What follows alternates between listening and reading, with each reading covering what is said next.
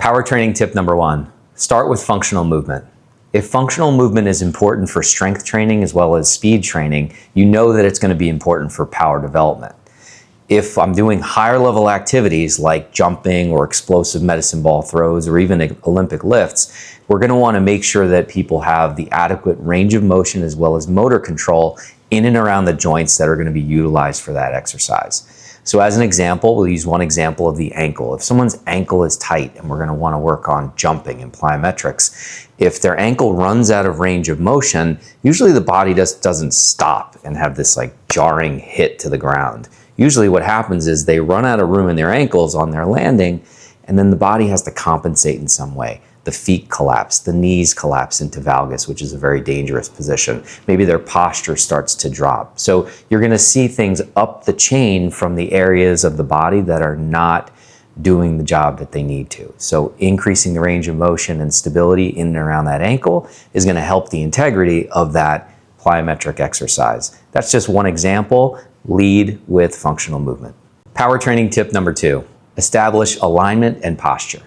In order to be as effective as we can with our power training exercises like plyometrics, Olympic lifts, as well as our explosive medicine ball work for the upper body, we're going to want to make sure that we can have work capacity in a proper aligned position. So what that means is if I'm going to jump and put force into the ground always pushes back and it's going to send me in the direction I want to go. But if I'm in a rounded posture, in bad alignment, bad position, I'm going to leak energy out of my back and it's not going to send me as high as I could as if I had been in a good position where the joints were properly aligned. Knees, hips, and shoulders are all in one direction to go up.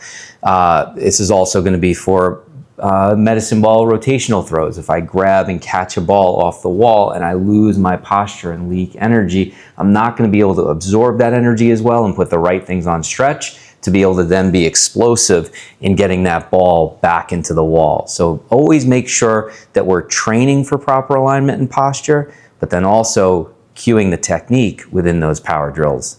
Power training tip number 3, foot contact matters.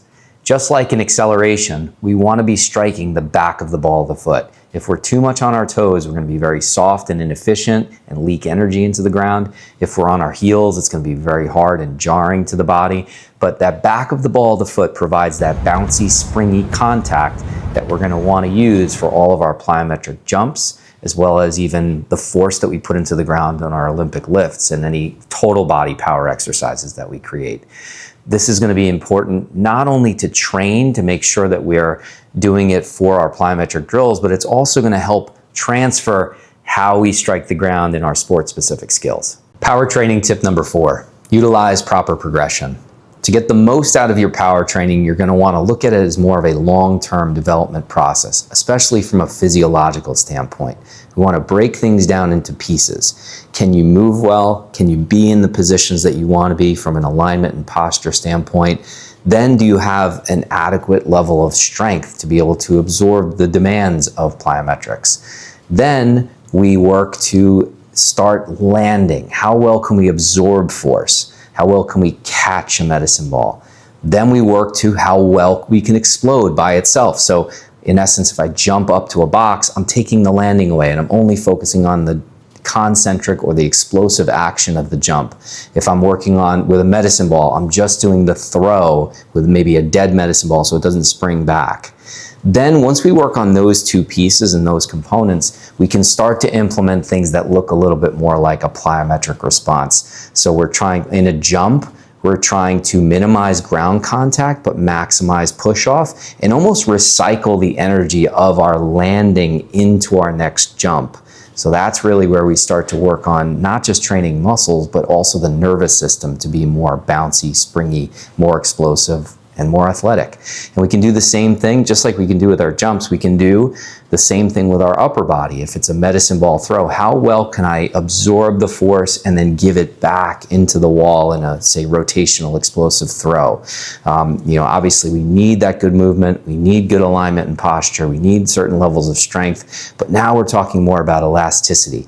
And we want to develop those things one piece at a time to then put it all together into something that's repeatable and almost like a conditioning type focus in power endurance, which is much more like the sports that you play. Power training tip number 5, keep the goal the goal.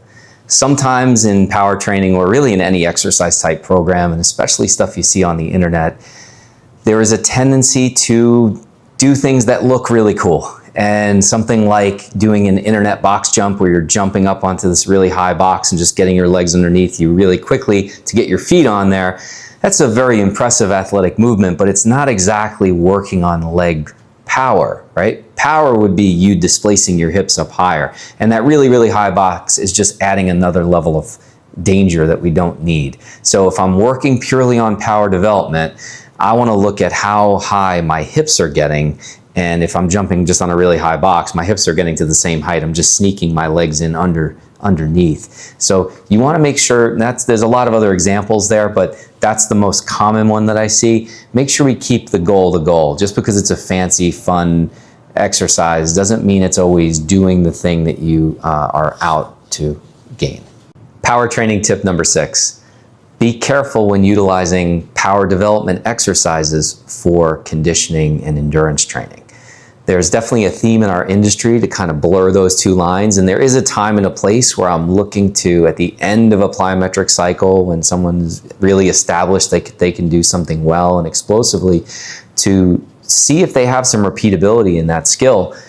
But when it comes to things that are very highly technical, highly neurological lifts, something with a barbell like an Olympic lift where I'm going to be overhead with a potentially heavier weight, I'd rather not be doing those types of activities under fatigue. There are other ways that I can challenge somebody cardiovascularly. So I'm going to be pretty careful when it comes to utilizing any type of plyometric variety exercise in endurance training. I usually like to keep the endurance training pretty simple and keep it focused on the heart rate. And when it's power development, we're usually in lower rep ranges looking for intensity.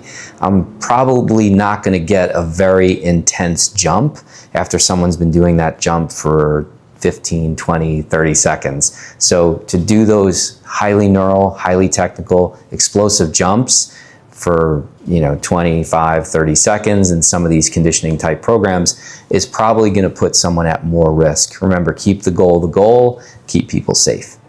Power training tip number 7, don't forget about the upper body.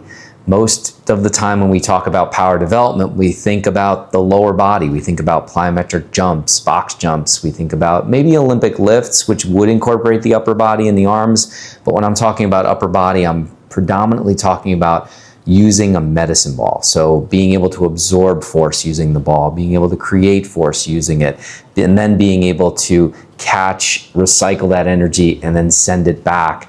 That's really going to help with our athleticism, especially for those of you who are in those rotational power sports.